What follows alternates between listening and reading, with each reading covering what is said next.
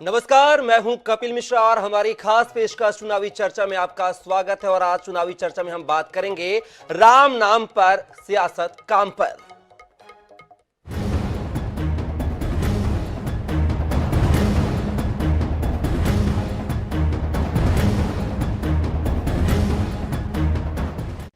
जी हां, छत्तीसगढ़ में चुनाव नतीजों से पहले राम मंदिर को लेकर सियासत गरमाई हुई है। अयोध्या में राम मंदिर को लेकर सोशल मीडिया पर चल रही भाजपा की मुहिम पर सीएम भूपेश बघेल ने निशाना साधा है। सीएम भूपेश ने कहा है कि राम मंदिर सुप्रीम कोर्ट के आदेश से बना है, लेकिन भाजपा उसमें राजनीति कर रही है। जनता चाहती है कि छत्तीसगढ़ में अनेक स्थानों पर भगवान राम के मूर्ति की स्थापना की गई है, लेकिन हम उसके नाम पर वोट नहीं मांगते हैं। भगवान श्री राम हमारी आस्था का विषय है। वहीं बीजेपी का कहना है कि इस देश में राम मंदिर के पोस्टर भी लगेंगे और भव्य और दिव्य राम मंदिर का निर्माण भी होगा। जिस पार्टी ने राम को काल्पनिक बताया है, ऐसे लोगों का राम मंदिर बिल्कुल नहीं हो सकता है। इसी मुद्दे पर करेंगे बात आज के बैठक में।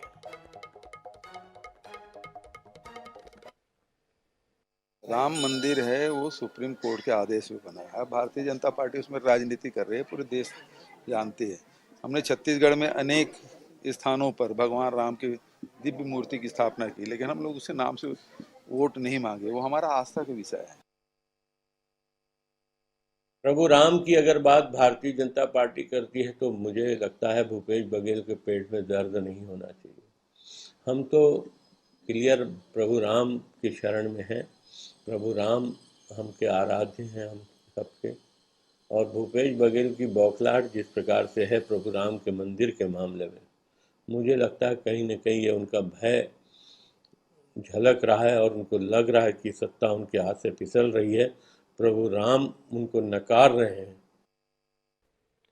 तो देखा आपने, यहां पर भगवान राम को लेकर छत्तीसगढ़ में सियासत चरम पर है। हालांकि विधानसभा चुनाव छत्तीसगढ़ 2023 को लेकर मतदान हो चुके हैं और रिजल्ट अभी बाकी है। और साथ ही बात करें तो 22 जनवरी 2024 को अयोध्या में भगवान राम के भव्य मंदिर का यहां पर उद्घाटन भी किया जाएगा। रामलला मंदिर में विराजमान होंगे, लेकिन उससे पहले जो है अब छत्तीसगढ़ में राम नाम को लेकर सियासत चरम पर है।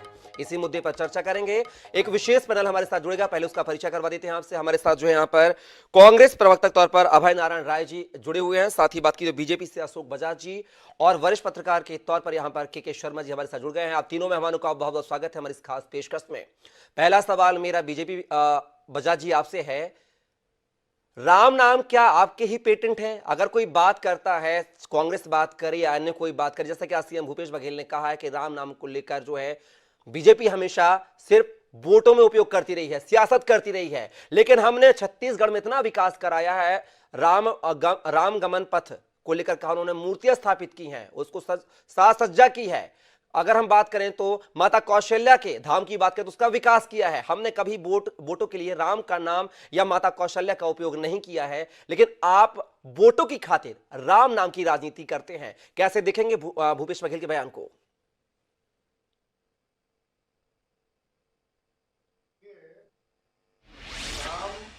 भारत की आत्मा है, राम भारत की संस्कृति है, राम भारत की आस्था का क्लासिक आस्था केंद्र है।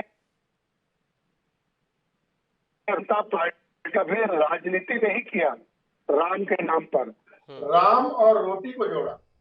राम का संबंध रोटी से जुड़ सकता है, लेकिन राजनीति से नहीं। भगवान राम हमेशा जन कल्याण के लिए, समाज कल्याण के लिए भगवान राम ने काम किया। और उनकी राम जन्मभूमि जो अयोध्या में है, इसकी लड़ाई भारतीय जनता पार्टी ने प्रत्यक्ष रूप से लड़ी है, इसमें कोई दो मत नहीं है। इसको कांग्रेस नकार नहीं सकती। कांग्रेस जब ये बात करती है, राम पर अपना हक जमाती है, तो पहले ये बताए कि राम जन्मभूमि मुक्ति आंदोलन में उसका क्या योगदान है। कोर्ट में इन्होंने दर्जनों वकील प्रस्तुत किए। राम को इनकी सरकार के समय काल्पनिक कहा गया, राम सेतु को काल्पनिक कहा गया, रामायण को एक मनोरंजन का ग्रंथ बताया, इन्होंने मनोरंजन की किताब बताया। ऐसे लोगों को भारतीय जनता पार्टी पर आरोप लगाने का अधिकार नहीं है। भारतीय जनता पार्टी को स्वाभाविक रूप से अगर इसका लाभ मिलता है तो इसमें कांग्रेस को क्यों आपत्ति होनी चाहिए? आपने मंदिर बनवाए हैं, आपने कोई एहसान किया है क्या? आपने इतने मंदिर बनवाए, ठीक है आपने बनवाए होंगे, लेकिन उसका आपने कितना प्रचार किया, लोगों के सामने प्रोपेगेंडा किया, और राम वन गमन पथ की बात आप करते हैं। आपने कई दर्जनों सालों तक राज किया, कई बार सरकारें आपकी प्रदेश में और देश में बनी, लेकिन राम वन गमन पथ की आपको याद नहीं है। भारतीय जनता पार्टी के शासनकाल में राम वन गमन पथ को खोज के निकाला गया, जनता के सामने प्रस्तुत किया गया, और वो जो राम वन गमन पथ है ये भारतीय जनता पार्टी के सरकार के समय चिन्हित हुआ है। इसमें कांग्रेस का क्या योगदान है? अशोक जी कांग्रेस लेकिन सीएम भूपेश बघेल के बयान को देखा जाए तो उन्होंने कहा है कि राम मंदिर का जो फैसला है अयोध्या का, वह बीजेपी ने नहीं बल्कि कोर्ट के माध्यम से फैसला आया, उसका श्रेय जो है बीजेपी लेने की कोशिश करती है और वोटों में भुनाने की कोशिश करती है। हम कहां श्रेय ले रहे हैं? राम मंदिर के लिए सुप्रीम कोर्ट का फैसला है, बार बार हम बोल रहे हैं सुप्रीम कोर्ट के फैसले के आधार पर बढ़ रहा है, लेकिन सुप्रीम कोर्ट का फैसला आने के पहले ये बार बार शंका जाहिर की गई कि देश में दंगा हो जाएगा, फसाद हो जाएगा, अराजकता बढ़ जाएगी, मारकाट हो जाएगी, खून खराबा हो जाएगा।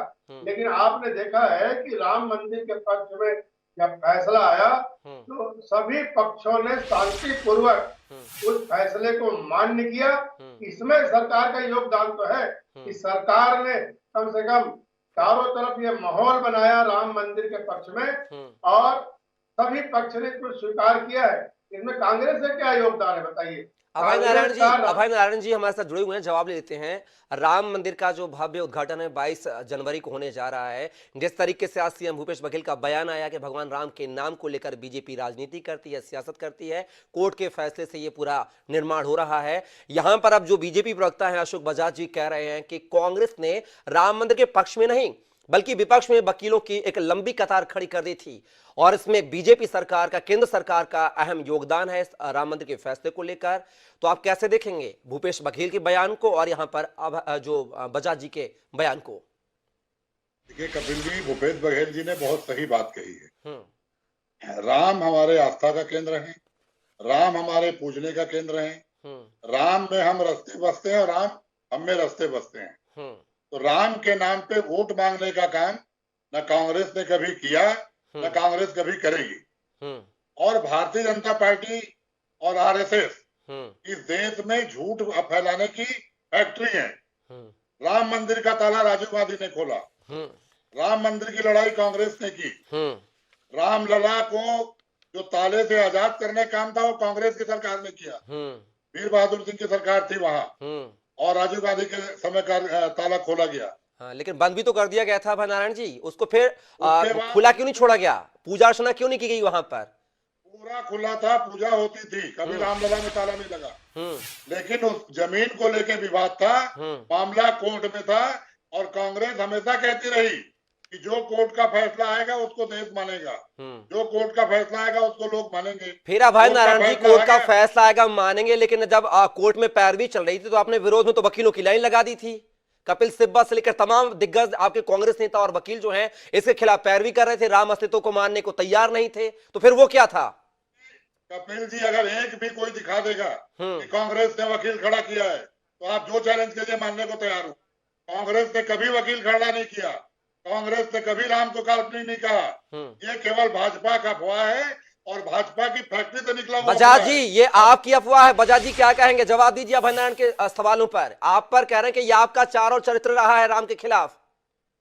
जब सुप्रीम कोर्ट में मामला चल रहा था तो डॉक्टर मनमोहन सिंह की सरकार थी, कांग्रेस की सरकार थी, और कांग्रेस की सरकार में जब ये वकील ने जो शपथ पत्र पेश किया है, एफिडेविट पेश किया है, उसमें साफ साफ लिखा है कि राम काल्पनिक है। ये झूठ बात है। राम और सीता का विवाह हुआ ही नहीं, अफवाह है। रामायण भी एक काल्पनिक ग्रंथ है। राम ये एफिडेविट है, ये पब्लिक डोमेन में है, ये पब्लिक डोमेन में है, कोर्ट के रिकॉर्ड में है। ये रिकॉर्ड सुप्रीम कोर्ट में ये आज के वर्तमान सरकार के मंत्री आप जितेंद्र सिंह ने कहा है आप इस कांग्रेस पाप ने को कभी नहीं छुपा कांग्रेस ने सकते, कहा, कांग्रेस ने कभी वकील खड़ा नहीं किया। छुपा नहीं सकते। यही ये राम के आरोप नाम पे आपको झूठ पीछा बोलने वाले करता लोग हैं, रहेगा। यही राम के नाम पे वोट आपकी मांगने वाले सरकार लोग ने हैं, एफिडेविट यही दिया, राम नाम की रोटी आपकी खाने वाले सरकार लोग के हैं। वकील ने एफिडेविट दिया, आपकी सरकार थी, कांग्रेस की सरकार बिल्कुल नहीं थी। दिया, ये पाप से एनडीए की आप सरकार नहीं थी, हो सकते। इस आरोप एनडीए से की सरकार ये थी, आरोप आपका पीछा करता एनडीए की। रहेगा।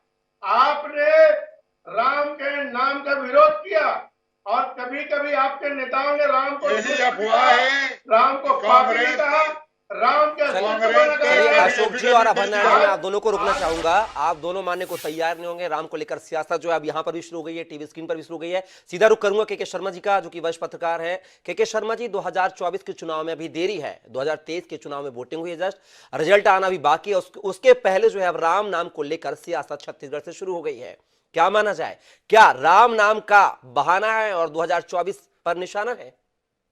निश्चित रूप से ये 2024 के लिए हो रहा है। छत्तीसगढ़ में मतदान प्रक्रिया पूरी हो चुकी है, इसलिए छत्तीसगढ़ की बात नहीं है। लेकिन छत्तीसगढ़ में कांग्रेस ने, भूपेश बघेल ने इस बात को पहले से ही आभास लग गया था। जिस तरह से 2019 में घटना, कोर्ट का फैसला आने के बाद जो इस तरह प्रधानमंत्री जी वहां जाते हैं और पूरे घटनाक्रम के बाद जो चला कि 2024 में ये चुनाव मूलतः राम मंदिर को लेकर चुनाव लड़ेगी और भाजपा का एक प्रमुख मुद्दा रहेगा। इसको ध्यान में रखते हुए उसके बाद राम वनगमन पथ की बात करें या चंदखुरी में कौशल्या माता मंदिर के भव्य निर्माण की बात करें, ये तमाम प्रकार के जो भूपेश बघेल सरकार ने जो काम किया छत्तीसगढ़ में, राम वनगमन पथ को लेकर भाजपा के समय भी एक समिति बनी, उन्होंने इसका सर्वे कराया। अशोक बजाज ज्यादा बता सकते हैं, उसमें और लोग भी, बहुत लोग शामिल थे, श्याम बैस वगैरह, और सर्वे के आधार पर एक तय हुआ कि कौन कौन सा रूट हो सकता है, अयोध्या से लेकर सब रास्ते आना जाने, ये अलग बात है। लेकिन जो बनाने के बाद इसका लाभ कांग्रेस को ये हुआ कि भाजपा को पक्ष में जो ध्रुवीकरण होता, कवर्धा की घटना को लेकर के, बीरमपुर की घटना को लेकर के, नारायणपुर की घटना को लेकर के, मुझे लगता है कि उतना चुनाव के दौरान ये ध्रुवीकरण नहीं हो पाया और जिसके चलते हुए एक तरफा जो भाजपा के पक्ष में जाना था ये नहीं हुआ। लेकिन अब 2024, क्योंकि 22 तारीख को भी अयोध्या का आयोजन को देख रहे हैं, भव्य है, तो भाजपा के यहाँ अमित शाह छत्तीसगढ़ में भी भाषण के दौरान कह गए थे कि आप लोगों को 3 दिवाली मनाना है, रिजल्ट आएगा तब भी मनाना है और दिवाली के दिन दिवाली मनाना है, फिर 22 जनवरी को भी आपको मनाना है। तो ये तमाम प्रकार की जो आई है, तो भाजपा निश्चित रूप से है कार सेवक के माध्यम से, मतलब 29 साल 6 दिसंबर 1992 को जो कार सेवा, उस समय कल्याण सिंह मुख्यमंत्री या उस समय की याद दिलाएं तो नरसिम्हा राव प्रधानमंत्री थे, तो उस समय जो घटनाक्रम हुआ, जिस ढंग से भाजपा के वरिष्ठ नेताओं की संलिप्तता की बात आई, तो पूरे मामले को लेकर यहाँ छत्तीसगढ़ से भी लोग गए थे। इसमें कोई दो राय नहीं कि कार सेवक में कांग्रेस के कार्यकर्ता नहीं रहे होंगे, ये कहा जा सकता है। हो सकता है राम भक्त के रूप में कुछ रहे भी हों, लेकिन जिनके ऊपर कोर्ट में कार्रवाई हुई, जिन पर यह मुकदमा चला, उसमें भाजपा के वरिष्ठ नेताओं के नाम शामिल थे, व्हीप के नेताओं के नाम शामिल थे, संघ से जुड़े हुए लोगों के नाम शामिल थे। इस सब को देखते हुए भाजपा ये पूरा ध्रुवीकरण, मतलब हिंदुत्व की राजनीति की, यदि पहले तो ये था कि छत्तीसगढ़ में या कहीं भी सरकार का पैसा जो है, जो धर्म मंदिर के ऊपर खर्च नहीं होता था, ये खर्च होता सामुदायिक भवन के नाम से, कोई मंदिर निर्माण की बात नहीं होती थी।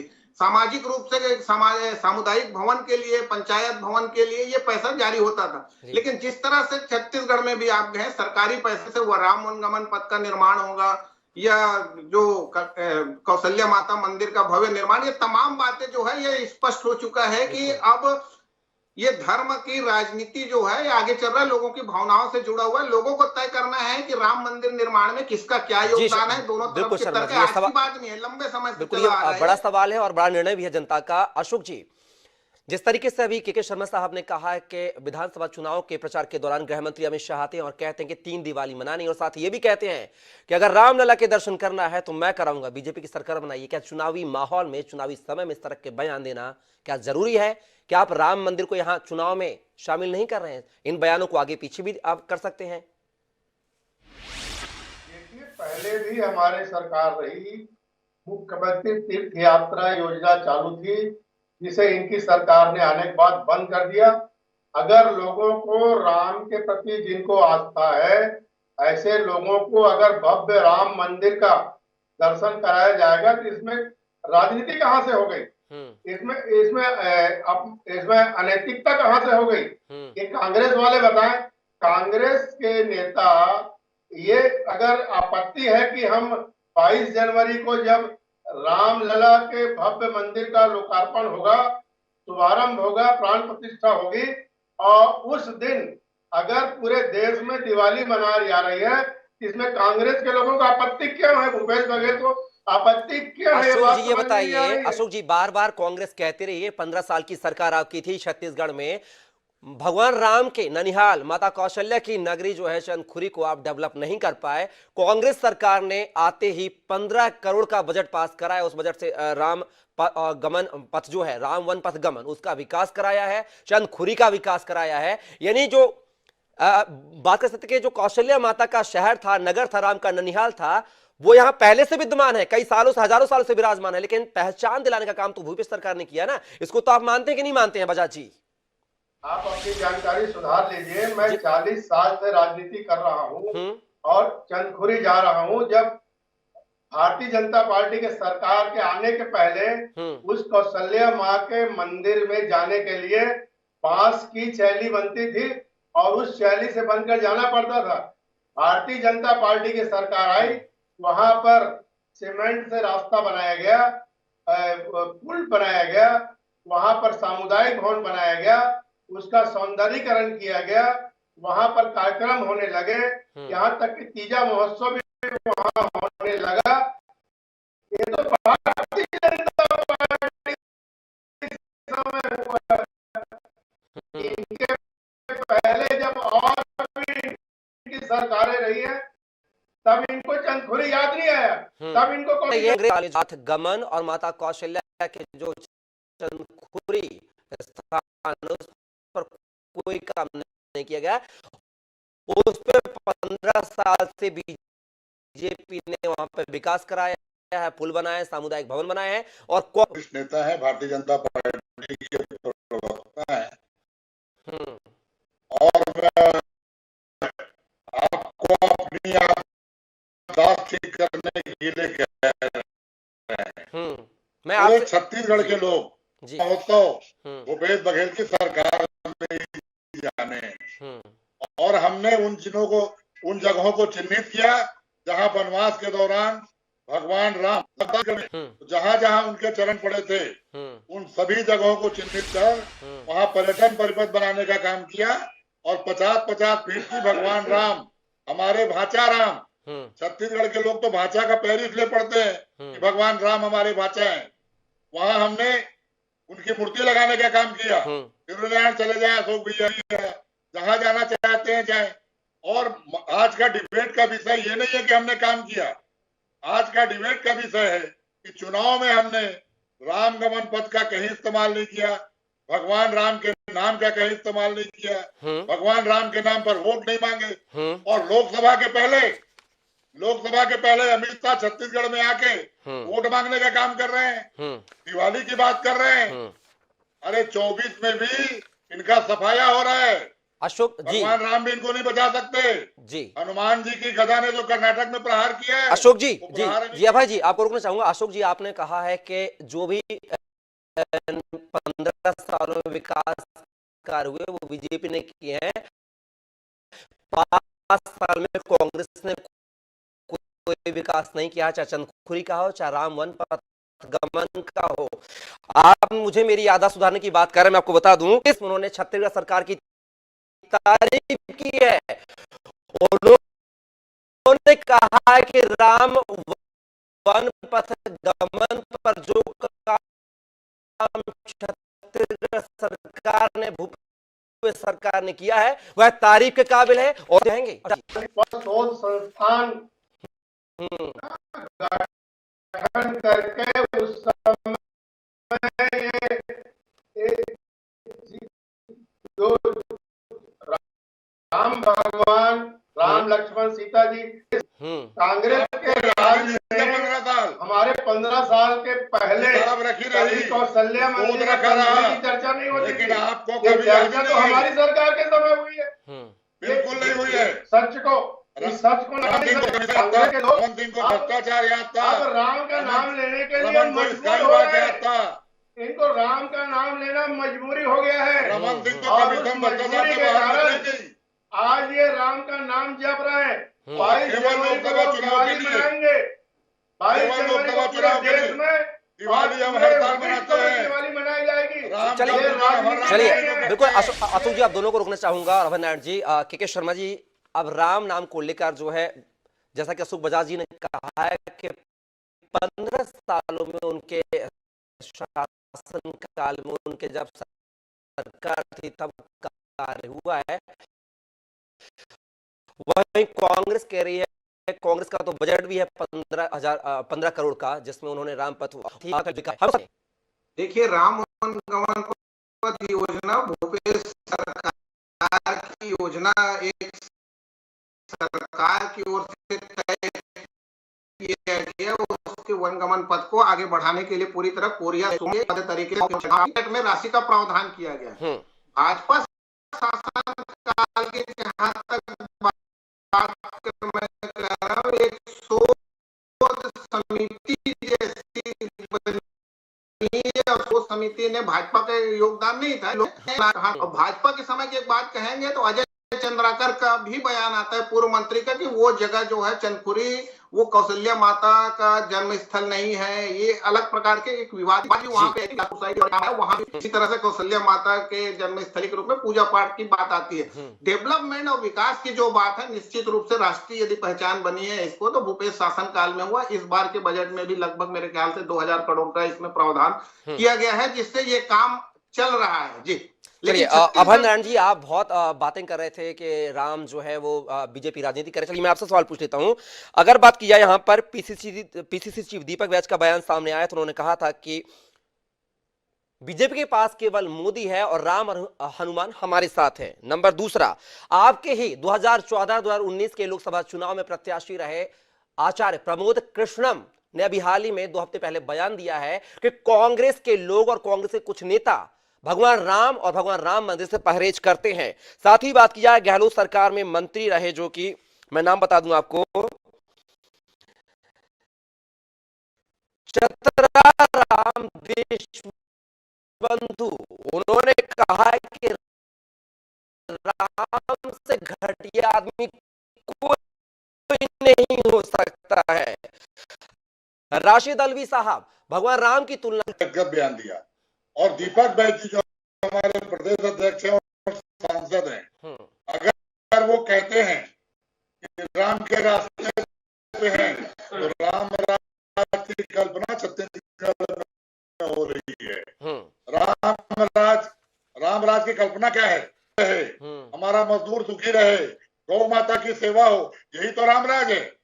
अभय नारायण जी, मैं आपको बता दूं, चुनाव के पहले जब राम मंदिर के उद्घाटन की तारीख तय हुई थी, ऐलान हुआ था, उस समय मध्य प्रदेश में कई नेताओं ने, बीजेपी ने राम मंदिर का पोस्टर बैनर लगाए थे पूरे शहर में, भोपाल में, जिसका विरोध आपके कांग्रेसी नेता चुनाव आयोग में करने गए थे। चुनाव के कारण विधानसभा चुनाव में आप यही तो आज डिबेट का विषय है कि भारतीय जनता पार्टी राम का पोस्टर लगा के वोट मांग रही है। तो आप क्यों पोस्टर नहीं लगाते? आप क्यों पीछे नजर आते हैं? अभय नारायण जी, आप भी लगाइए, आप भी जश्न मनाइए। किसने रोका है आपको? हमने कहा कि हम राम के आस्था के प्रतीक हैं। हमारे राम हमारे वोट के प्रतीक नहीं है। हम तो अपने विकास काम पे वोट मांग रहे हैं। हम तो छत्तीसगढ़ की खुशहाली पे वोट मांग रहे हैं। हम तो छत्तीसगढ़ महतारी की सेवा। अभय नारायण जी, 60 साल तक आस्था ही तो देखी है कांग्रेस की जनता ने, भारतीयों ने 60 साल तक आस्था ही देखी है। राम मंदिर कहीं नहीं हो पाया है। अब चाहे केंद्र मान ले, चाहे कोर्ट के माध्यम से मान ले, रास्ता साफ हुआ है, राम मंदिर का निर्माण हो रहा है। ये प्रयास आपने क्यों नहीं किया? ये आस्था आपकी क्यों नहीं जागी अंदर से? हम संविधान के साथ चलते हैं। हम संविधान को मानने वाले लोग हैं। कांग्रेस पार्टी संविधान के रास्ते पे चलती है। जिस दिन कोर्ट का फैसला आया उस दिन सबने स्वीकार किया, पूरे देश ने स्वीकार किया। इसमें भारतीय जनता पार्टी कहां से आ गई? भारतीय जनता पार्टी क्या सुप्रीम कोर्ट है? भारतीय जनता पार्टी क्या हाई कोर्ट है?